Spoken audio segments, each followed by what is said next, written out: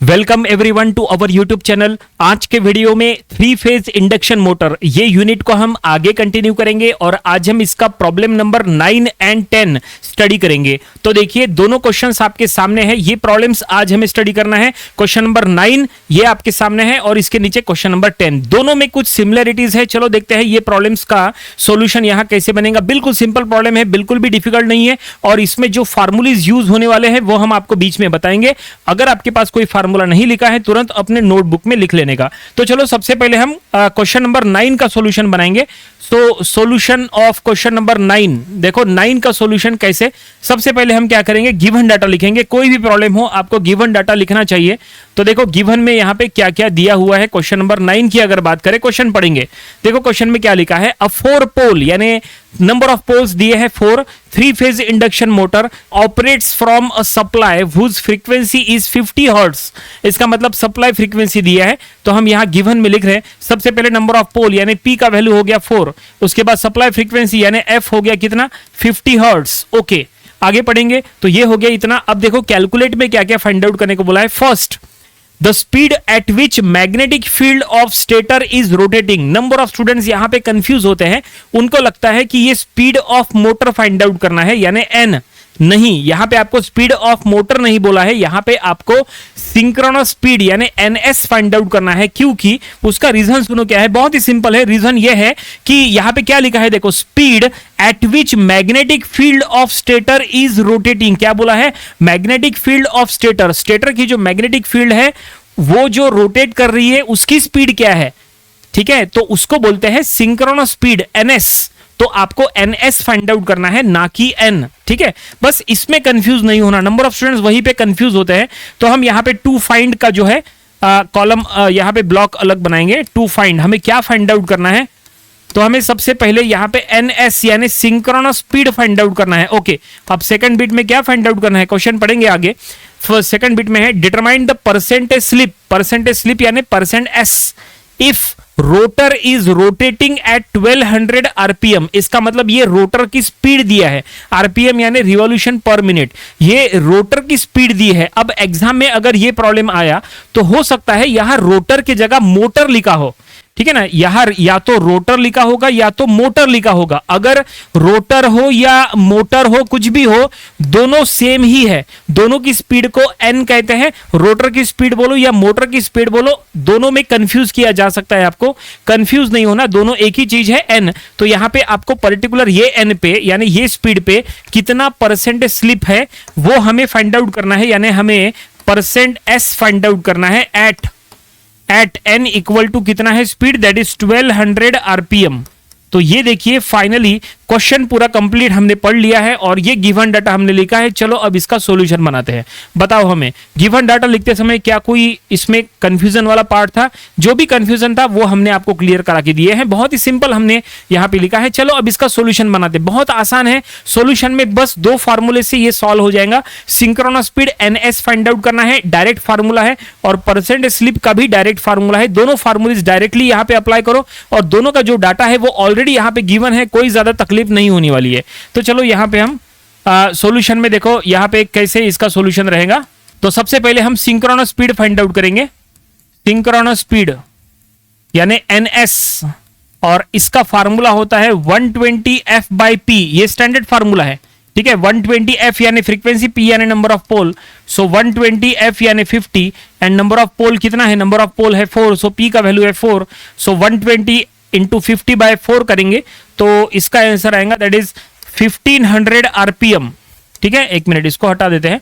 1500 RPM यानी revolution पर minute. ये आरपीएम स्मॉल लिखो या ऐसे कैपिटल में लिखो, कोई फर्क नहीं पड़ता। तो ये हमने क्या फाइंड आउट कर लिया, ये हमने एनएस यानी सिंक्रोनस स्पीड यानी ही speed at which the magnetic field of stator is rotating, यानी स्टेटर की जो मैग्नेटिक फील्ड है वो जितने स्पीड से रोटेट कर रही है वो स्पीड हमने फाइंड आउट कर लिया, यानी 1500 आरपीएम। ये सिंक्रोनस स्पीड हमने फाइंड आउट किए। फर्स्ट बीट यहाँ पे सॉल्व हो गया, फर्स्ट बीट। चलो सेकंड बीट की तरफ चलते हैं। सेकंड बीट में क्या फाइंड आउट करना है, तो सेकंड बीट में बोला है हमें क्या निकालना है, परसेंट स्लिप निकालना है एट n इक्वल टू 1200। तो जैसा हमने कहा इसके लिए डायरेक्ट फार्मूला है, तो देखो डायरेक्ट फार्मूला परसेंट स्लिप अगर आपको फाइंड आउट करना है, ठीक है, हम इसको ऐसा लिख लेंगे परसेंट स्लिप, और इसका डायरेक्ट फार्मूला है percent slip that is percent S is equal to NS minus N by NS into 100, ये फार्मूला है। बस इसमें वैल्यूज पुटअप करो। NS यानी जो हमने फाइंड आउट किए 1500 माइनस n जो दिया है वो है 1200 डिवाइडेड बाय NS यानी 1500, ठीक है, इंटू 100 कर लो। बस इसको सॉल्व कर लो तो हमें परसेंट स्लिप यहां पे मिल जाएगा। तो परसेंट स्लिप आ चुका है 20% ये आ चुका है। और फाइनली एक मिनट थोड़ा सा इसको ऊपर कर लेते हैं। और फाइनली क्वेश्चन में जो फाइंड आउट करने के लिए कहा था वो हमने फाइंड आउट कर लिया है। इट मींस क्या प्रॉब्लम कंप्लीट हो गया? यस, बिल्कुल यहाँ पे प्रॉब्लम कंप्लीट हो चुका है, क्योंकि क्वेश्चन में दो चीजें फाइंड आउट करने के लिए कही है और दोनों चीजें हमने ये फाइंड आउट कर लिए। और क्वेश्चन नंबर 9 का सॉल्यूशन आपके सामने आ चुका है। आई होप आपको ये क्वेश्चन नंबर 9 को कैसे हमने सॉल्व किए बहुत ही आसानी से ये आपको समझ में आया होगा। बिल्कुल इसी तरह से अब क्वेश्चन नंबर 10 का भी सॉल्यूशन है।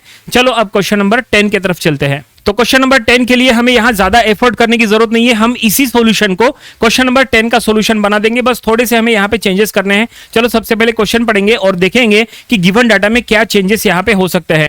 तो यहां पे देखो हम इसी को क्वेश्चन नंबर 10 का सॉल्यूशन बना देंगे। देखो यहां पे क्वेश्चन नंबर 10 का सॉल्यूशन इसको कैसे बनाएंगे। क्वेश्चन नंबर 10 देखो सबसे पहले गिवन डाटा, तो क्वेश्चन पढ़ेंगे। क्या लिखा है क्वेश्चन में?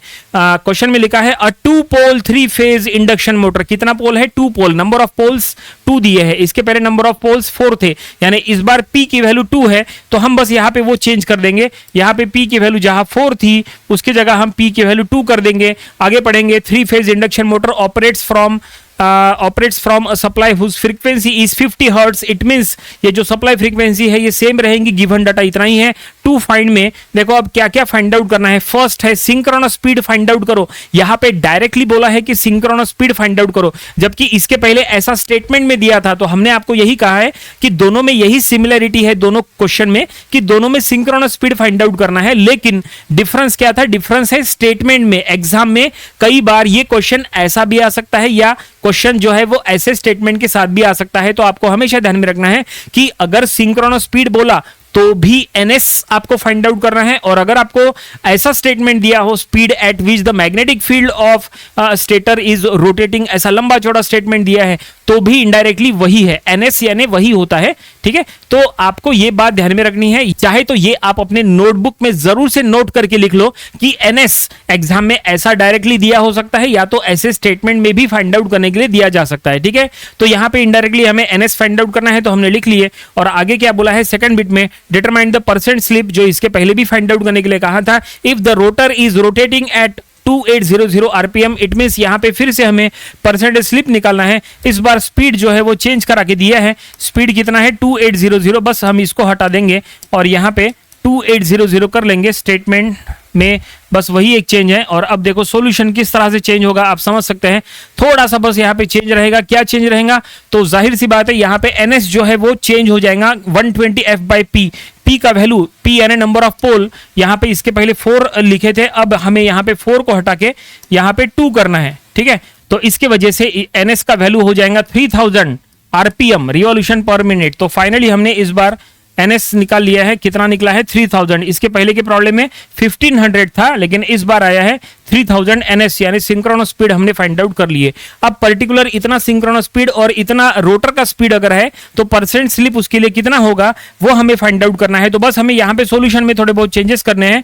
क्वेश्चन का ये देखो, ये जो फाइंड आउट करना है फार्मूला तो सेम रहेगा, बस यहाँ पे वैल्यूज यहाँ पे चेंज हो जाएंगी। NS minus N by NS, percent slip find out करने के लिए फार्मूला वैल्यूज पुटअप करेंगे 3000 माइनस 2800 जो कि रोटर स्पीड है या फिर बोलो मोटर स्पीड है जो दिया है 2800 और डिवाइडेड बाय 3000 और इसको इंटू 100 जरूर करना क्योंकि हमें परसेंट फॉर्म में चाहिए।